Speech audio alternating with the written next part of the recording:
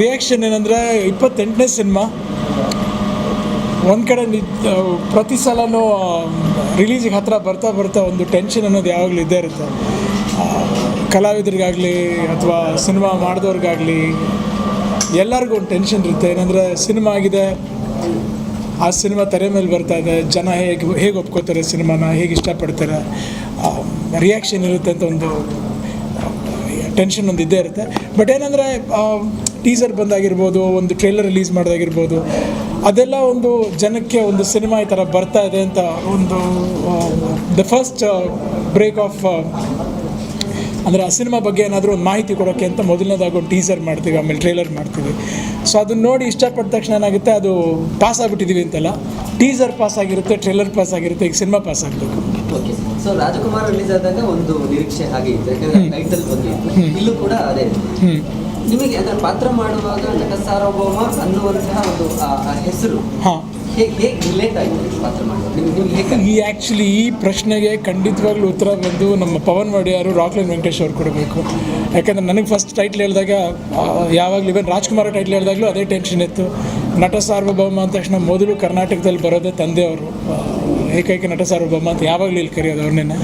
So ಹಾಗಾಗಿ ಆ cinema title ಇಟ್ಟ ತಕ್ಷಣ ನನಗೆ ಟೆನ್ಷನ್ ಇತ್ತು, ನನಗೆ 100% ಅಷ್ಟು ಸ್ಯಾಟಿಸ್ಫ್ಯಾಕ್ಷನ್ ಇರಲಿಲ್ಲ. ಅದ್ರ ಜೊತೆಗೆ ಏನಾಯಿತು, ಇಲ್ಲ ಈ ಟೈಟ್ಲನ್ನ ನೀವು ನಿಮ್ಮ ತಂದೆಯವ್ರ ಮಕ್ಕಳ ಹತ್ರ, ನಾನಿರ್ಬೋದು, ಶಿವಣ್ಣ ಇರ್ಬೋದು, ರಾಘಣ್ಣ ಇರ್ಬೋದು, ಇದು ಫ್ಯಾಮಿಲಿಗೆ ಇಡಬೇಕು, ಆದರೆ ಈ ಸಿನಿಮಾ ಕರೆಕ್ಟಾಗಿ ಆಗುತ್ತೆ ಅಂತ ಹೇಳಿ ರಾಕ್ಲೈನ್ ವೆಂಕಟೇಶ್ ಅವರು, ಪವನ್ ಒಡೆಯರ್ ಅವರು ತುಂಬ ಇಷ್ಟಪಟ್ಟು ಕೇಳಿದ್ರು. ಸೊ ಹಾಗಾಗಿ ರಾಘಣ್ಣ ಅವ್ರಿಗೂ ಹೇಳಿದ್ವಿ, ಮತ್ತು ಎಲ್ಲರೂ ಇಷ್ಟಪಟ್ಟರು. ಸೊ ಹಾಗಾಗಿ ಆ ಟೈಟ್ಲ್ ಅದೇ ಹೇಳ್ತೀವಿ ಅಂತ ಹೇಳಿದ್ರು. ಸ್ಟೋರಿ ಟ್ರೈಲರ್ ನೋಡ್ತಾ ಬಂದಾಗ ಸ್ಟೋರಿ ಬೇರೆ ಥರದ್ದೇ ನೀತವರಿಗೂ ಮಾಡೋಕ್ಕೆ ಸಾಧ್ಯ ಇಲ್ಲ ಅಂತ ಸ್ಟೋರಿ ಇದೆ, ಸಸ್ಪೆನ್ಸ್ ಆಗಿದೆ ಅಂತ ನೀವು ಹೇಳಿದೆ. 100% ಸಸ್ಪೆನ್ಸ್ ಜಾನರ್ ಅನ್ನೋದಕ್ಕಿಂತ it's A different thriller. And ನನಗೆ ಖಂಡಿತವಾಗ್ಲೂ ಹೊಸ್ತು, ಜನನೂ ಆ ಹೊಸ್ತನ ನೋಡಿ ಇಷ್ಟಪಡ್ತಾರೆ ಅಂತ ನಾನು ಅನ್ಕೊಂಡಿದ್ದೀನಿ. ಸರ್, ಅಪ್ಪು ಸರ್ ಸಿನಿಮಾ ಅಂದರೆ ಡ್ಯಾನ್ಸು ಫೈಟು ತುಂಬಾ ಚೆನ್ನಾಗಿರುತ್ತೆ. ಪ್ರತಿ ಮೊದಲನೇ ಸಿನಿಮಾದಿಂದನೂ ಅಷ್ಟೇ. ಈ ಸಿನಿಮಾದಲ್ಲಿ ಟೀಸರಲ್ಲಿ ನೆಕ್ಸ್ಟ್ ಲೆವೆಲ್ ಅಂತ ಇದೆ. ಸೊ ಫೈಟ್ ಎಲ್ಲ ನೋಡಿದಾಗ ಅದೇ ಥರ ಅನಿಸುತ್ತೆ. ಡ್ಯಾನ್ಸು ಫೈಟು ಅದ್ರ ಬಗ್ಗೆ ಹೇಳಿದ್ರೆ ಸರ್ ತುಂಬ ನೆಕ್ಸ್ಟ್ ಲೆವೆಲಲ್ಲೇ ಇದೆ.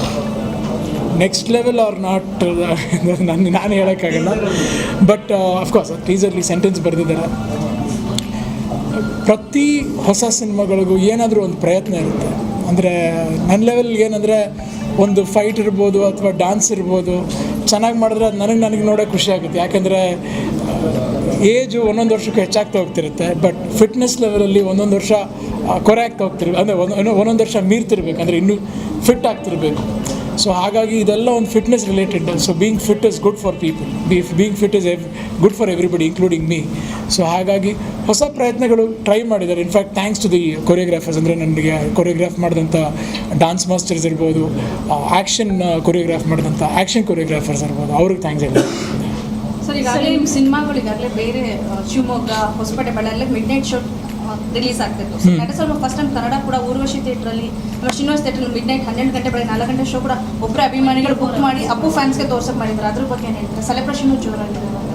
ಹೇಳಬೇಕು ಅಂದರೆ ಸುಮಾರು ಈ ಅಭಿಮಾನಿಗಳು ರೆಗ್ಯುಲರಾಗಿ ಮೀಟ್ ಮಾಡೋರ್ನೆಲ್ಲ ಮೀಟ್ ಮಾಡಿರ್ತೀನಿ. ಆದರೆ ಇನ್ನು ಕೆಲವರು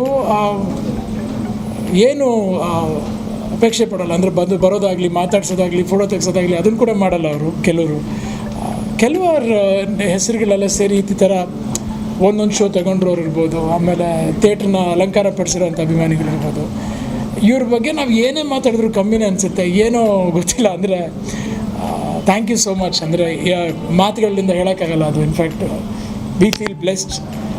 ಖಂಡಿತವಾಗ್ಲೂ ನಮ್ಮ ಕುಟುಂಬದ ಮೇಲೆ ಹೊರಟಿರೋ ಪ್ರೀತಿ. So thank you so much. ಖಂಡಿತವಾಗ್ಲೂ ನಿಮಗೆ ನಿರೀಕ್ಷೆ ಏನು ಪಟ್ಕೊಂಡ್ಬಂದಿದ್ರೆ ಸಿನಿಮಾಗೆ, ಖಂಡಿತವಾಗ್ಲೂ ನೀವು ಖುಷಿಯಾಗಿ ಹೋಗ್ತೀರ. ಸರ್, ಓಪನ್ ದ ಬಾಟಲ್ ಬಗ್ಗೆ ಹೊಸ ವರ್ಷಕ್ಕೆ ಓಪನ್ ಮಾಡಿದ್ದೀನಿ, ಓಡ್ತಾನೆ ಇದೆ ಯೂಟ್ಯೂಬಲ್ಲಿ. ಸೊ ಅಪ್ಪು ಸರ್ ಏನು ಹೇಳ್ತಾರೆ ಆ ಸಾಂಗ್? ಯೂಟ್ಯೂಬಲ್ಲೆಲ್ಲ ಓಡ್ತಾ ಇದೆ, ಅದೇ ಓಡಾಟ ಸಿನಿಮಾಲ್ ಆಗಬೇಕು. ಸೊ ಆವಾಗ ಅಫ್ಕೋರ್ಸ್ ಆ ಪರ್ಟಿಕ್ಯುಲರ್ ಹಾಡನ್ನ ಕೊರಿಯೋಗ್ರಾಫ್ ಮಾಡಿರೋದು ಜಾನಿ, ಆಮೇಲೆ ಮೊದಲನೇ ಹಾಡು ಕೊರಿಯೋಗ್ರಾಫ್ ಮಾಡಿರೋದು ನಮ್ಮ ಭೂಷಣ್. ಸೊ ಇಬ್ಬರು ಚೆನ್ನಾಗಿ ಪರಿಚಯ. ಅಫ್ಕೋರ್ಸ್ ನನಗೆ ಜಾನಿ ಬಂದು 2ನೇ ಹಾಡು ಮಾಡ್ತಾಯಿದ್ದಾರೆ, ಭೂಷಣ್ ಮೊದಲನೇ ಹಾಡು. ಸೊ ನೋಡೋಣ. I mean hopefully people like it. Sir first time journalist ಹಾಂ you can ask Pavan Wodeyar. Sir ಇನ್ನೊಂದು ತಂದೆಯವ್ರಿಗೆ ಕ್ಯಾಮ್ರಾ ಅಂದರೆ ತುಂಬ ಇಷ್ಟ. ನಿಮಗೂ ಕೂಡ ಕ್ಯಾಮ್ರಾ ಅಂದರೆ ತುಂಬ ಇಷ್ಟ. ಸಿನಿಮಾದಲ್ಲಿ ಕ್ಯಾಮ್ರಾನ ಯೂಸ್ ಮಾಡಿದ್ದೀರಾ, ಇಷ್ಟು ಹೇಗೆ ಥ್ರಿಲ್ ಅನಿಸಿತ್ತು ಮತ್ತು ಯಾವ್ಯಾವ ಸೀಕ್ವೆನ್ಸ್ ಆಲ್ಮೋಸ್ಟ್ ನೀವೆಲ್ಲ ಎಷ್ಟು ರೆಗ್ಯುಲರಾಗಿ ಕ್ಯಾಮ್ರಾ ಯೂಸ್ ಮಾಡ್ತಿರ್ತಾರಲ್ಲ ಆ ಥರ ನಾನು ಕ್ಯಾಮ್ರಾ ಹಿಡಿಬೇಕು ಅಂತ ಇಷ್ಟ. ಸ್ಟೈಲಲ್ಲ ನೀವು ಪ್ರಾಕ್ಟೀಸ್ ಮಾಡೋದು ಹೇಗೆ? ಪ್ರಾಕ್ಟೀಸ್ ಅದ್ರಲ್ಲಿ ಪ್ರಾಕ್ಟೀಸೇ ನಮ್ಮ ಇದೆ. ಪ್ರಾಕ್ಟೀಸ್ ಮಾಡಿ ಪಾಪ ನೀವು ಬೇರೆ ಥರ ಸ್ಟೈಲ್ ಇದೆ ನಿಮಗೆ ಒಂದು ಇಲ್ಲ ಜಾನರ್ ಕ್ರಿಯೇಟ್ ಆಗಿ ಆ ಥರ ಏನಿಲ್ಲ. ಅಫ್ಕೋರ್ಸ್ ನನಗೆ ಕ್ಯಾಮ್ರಾ ಮುಂಚೆಯಿಂದನೂ ಫೋಟೋಗ್ರಫಿ ಅಂದರೆ ಇಷ್ಟ. ಸೊ ಹಾಗಾಗಿಲ್ಲ ಸೊ ಸಿನಿಮಾ ರಿಲೀಸ್ ಆಗ್ತಿದೆ, ಯಾವ ಶೋ ನೋಡೋದು? ಎಲ್ಲರೇ ಟೆನ್ಷನ್ಲಿದ್ದೀನಿ. ನಾನು ಸಿನಿಮಾ ನೋಡಲ್ಲ, ನೋಡ್ಕೊಂಬಂದು ರಿಯಾಕ್ಷನ್ ಕೇಳ್ತೀನಿ ಅಷ್ಟೇ. ಈಗಿನವ್ರಿಗೂ ನನ್ನ ಸಿನಿಮಾ ಯಾವುದು ಫುಲ್ಲಾಗಿ ಕೂತ್ಕೊಂಡು ಯಾವುದೂ ನೋಡಿಲ್ಲ, ನೋಡ್ತಾ ಇರ್ತೀನಿ ಸ್ವಲ್ಪ ಸ್ವಲ್ಪ ಅಷ್ಟೇ. ಸರ್ ಸಾಂಗಿಗೆ ನೀವು ಎಲ್ಲ ಫ್ಯಾನ್ಸಿಗೆ ಇನ್ವೈಟ್ ಮಾಡಿದ್ರಿ, dance with Appu song. So dance with Appu ಸಾಂಗಿಗೆ ಫ್ಯಾನ್ಸ್ ಕೂಡ ನೀವು ಕೂಡ ವಿಡಿಯೋ ಮಾಡಿ ಹಾಕಿ ಅಂತ ಹೇಳಿ ಒಂದು ಅಭಿಯಾನ ಮಾಡಿದ್ರಿ.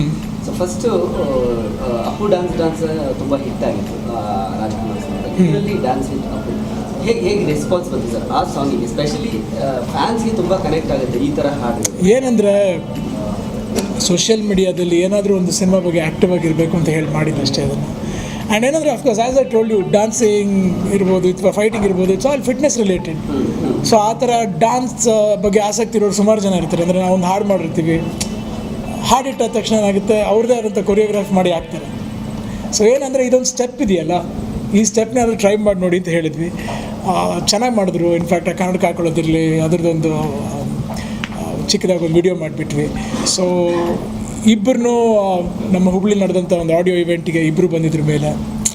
ಸೊ ಅವ್ರನ್ನೆಲ್ಲ ವಿಶ್ ಮಾಡಿದ್ವಿ. ಇನ್ಫ್ಯಾಕ್ಟ್ ಒಬ್ಬ ಹುಡುಗ ನನ್ನ ಎದುರುಗಡೆ ಡ್ಯಾನ್ಸ್ ಕೂಡ ಮಾಡಿ ತೋರಿಸ್ದೆ. ಇನ್ಫ್ಯಾಕ್ಟ್ ನನಗೆ ಚೆನ್ನಾಗಿ ಮಾಡ್ದೆ.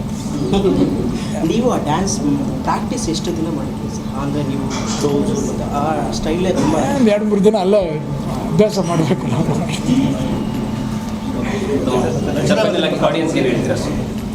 ನಾನು ಬನ್ನಿ, ನಟ ಸಾರ್ವಭೌಮ ಸಿನಿಮಾ ನೋಡಿ ಖಂಡಿತವಾಗ್ಲೂ ಇಷ್ಟಪಡ್ತೀರಾ. ಆ್ಯಂಡ್ ಅಫ್ಕೋರ್ಸ್ ನಾವು ಮಾಡಿರೋ ಎಫರ್ಟ್ಗೆ ನಿಮ್ಮ ಆಶೀರ್ವಾದ ಬೇಕೇ ಬೇಕಿದೆ ಎಲ್ಲರದ್ದು. Thank you so much.